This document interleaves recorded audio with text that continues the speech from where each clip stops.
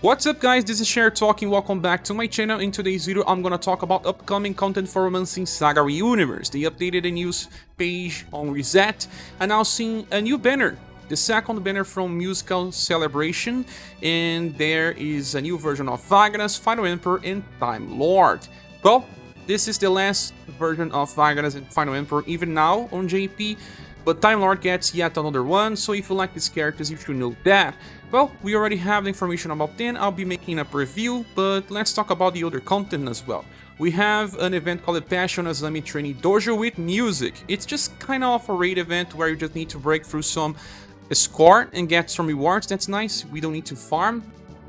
And the second event is called Rock on a Fierce Stage. This is a normal farming event, and we'll be able to get a specific drop that drops up to 16th of December that will allow you to get gold pieces, platinum tickets, expedition tickets, and other types of rewards. With that said, that's nice, one farming event, one score event.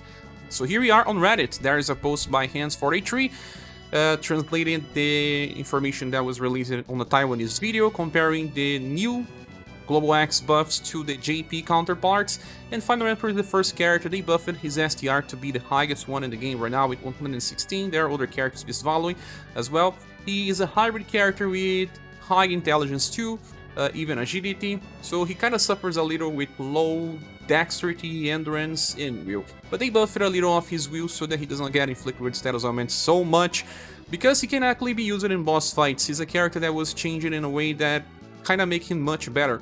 So he gets 20% increase in damage and also starts the fight with 12, and then he gets another passive that makes him start the fight with 15 even, and increases his damage on overdrive. On total he only has 40% damage increase and reduces damage by 30% because of high protect tension. So yeah, kind of a mix of offensive and defensive. For our skills, we have a 0 BP attack with slash and some properties that will also buff his STR by up to 25% on max level. This is nice because many of his attacks cost a lot of BP, and when he's not using those, he will be buffing his STR. The second attack is a 3-hit 9 BP attack with slash and pierce damage, and each hit will grant him 2 buffs. One is an attack enhancement, the second one is a defense enhancement. The attack enhancement will work on the first hit, increasing damage by 15%, then on the second, and then on the third, so each new hit will do more damage.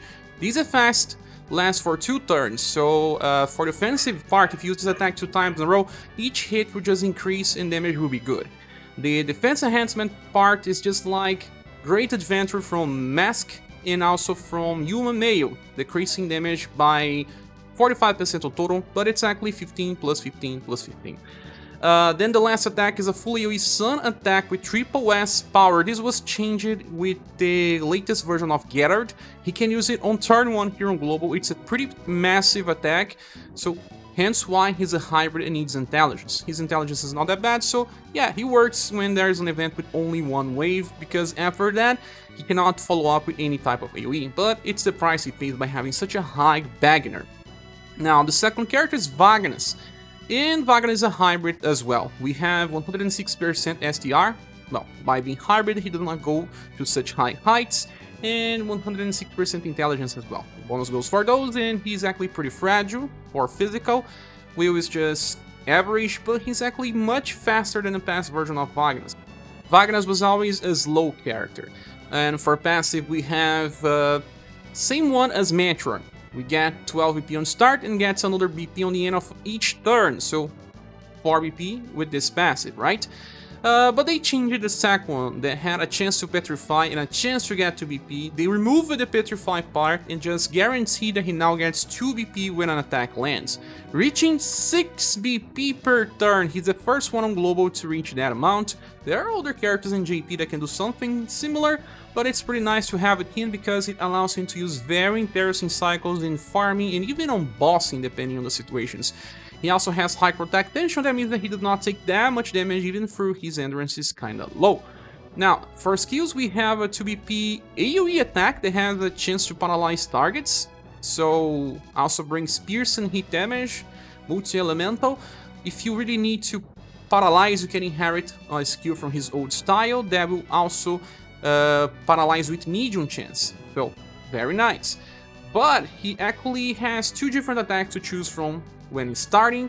The first one is Ebon Hands Plus. Yeah, we got this amplified. It's now even 8 power. We don't know the mod, but it should be at least 28. And he can use this 2 times in a row, just like Bertrand. But Bertrand needs to kill a target in order to be able to use 2 times. The problem is that his Ebon Hands may not be that strong because he only has 20% damage increase because of high protect tension. So I do believe that they will work well together, especially if we can forge a dedicated weapon for Wagner, place it on the back line of a Magia Fight formation, place Bertrand in the front, so that he will be able to attack 2 times. Bertrand needs to kill first wave, and then he will be able to use again on the second, so they will combine in a multi-Ebon Hand setup. We'll probably be able to farm events where the enemies are able to hit or shadow most of the time.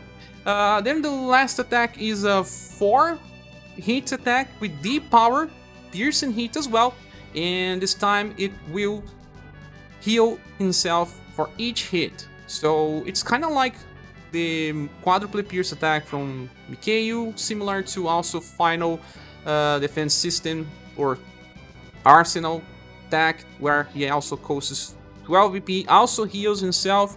In his case is blunt. Here we have double elements, and the good thing is that because of 6 BP per turn, he can open with this attack, use a normal attack, and then use this attack again. So he heals himself around 800 while doing good damage, and then can cycle this every 2 turns. And well, as for inheritance, this Wagner can inherit Butterfly Blaze from his limited style, because that adds confusion into his kit. His Platinum style has also Paralyze, like I said, so he helps with ailments, while also offering damage with Sustain. The last one is Time Lord, and they buffed his status a lot. Well, both Endurance and Will, and then Agility and Intelligence. His Agility is now very high on 115%. He's not exactly focused on real damage, but he is very fast, will be able to evade even. The first passive is pretty unique. He increases the action order of all allies by medium effect and lasts for 1 turn. This is for farming most of the time, so characters that are not so fast will be able to go before the enemies that are fast. And if you are in a boss fight where you want to inflict status ailments or debuffs and your characters are not that fast, you can bring him. He will increase the speed and action order of everyone, allowing you to do what you want before the enemy attacks. The second passive is also pretty unique. Remember the last version of Mikhail, he buffs Dexterity and SDR when he attacks, but with Time Lord we buff Agility and Intelligence of the whole party by 5% when he attacks. Because of status decay, it will be close to 10% on all times, but it still helps, especially because we don't have that many ways to buff Agility in the game. Then the third one is a passive that has a high chance to buff Agility from the enemies when attacking, and also has a high chance to buff his own BP. So it's a way to just have even an extra chance to debuff Agility, since he already has other ways to do with active skills. Well, the first skill is an AoE attack that increases the order correction of all surviving allies, so you can actually stack this, because it lasts for 3 turns. If you use it 3 times, the enemy will never attack before you, that I can assure. So it's just a way to increase your chance to attack before the enemy without really buffing Agility. Remember that some bosses can remove your buffs, so they cannot remove this. It's a unique type of buff.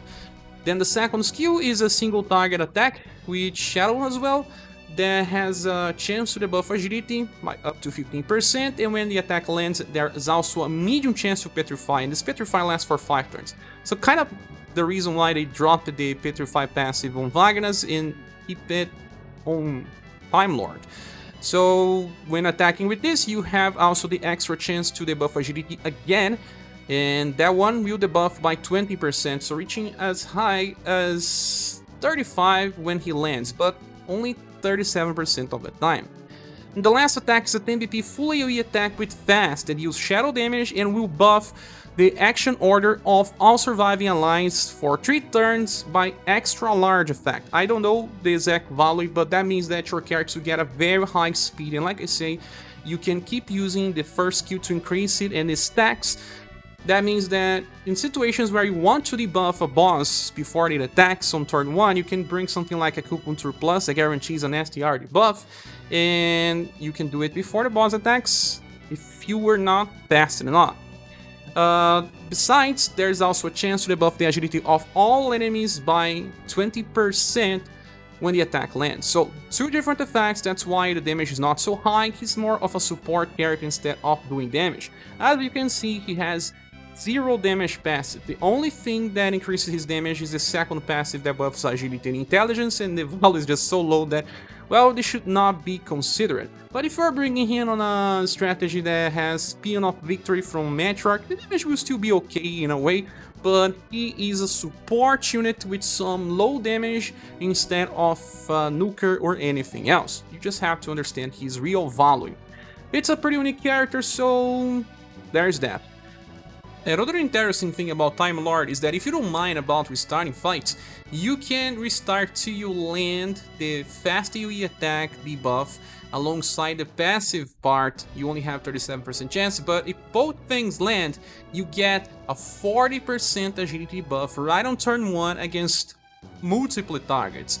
Then after that, he's gonna use his sheep AoE attack to increase the turn order of your characters, so you always attacking first. But sadly, you're not debuffing agility anymore, so you will need another agility debuffer. It can even be Shira, for example, to keep debuffing agility if that is something that you need. Let's say a boss has martial arts attacks, or you are debuffing agility because you want to decrease the accuracy of spells, so this type of scenario will also work. Well, this banner has some interesting value for those that have inheritances, because Time Lord can inherit from his first tile as well. We have AoE attack that can instant kill. This version of him has the highest intelligence and agility, will be the best one using it, while also buffing the action order of everyone else. There is also a guarantee agility debuff in that version, and if you have Agras, you can inherit Confusion. Then if you have Final Emperor, you can inherit Double Dark Blade or Will Swing Plus. That means that these characters offer a lot of utility if you have the past styles. Well, these inheritances are not exactly mandatory, but increases the value of the characters by adding utility.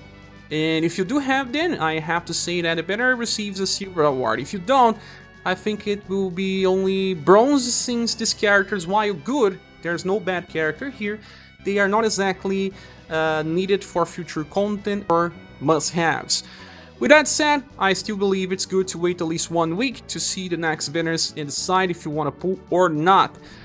But that's it, that's my opinions. What is yours? Please see here in the comments. The full reviews comes tomorrow. I hope to see you soon in the next video. Bye.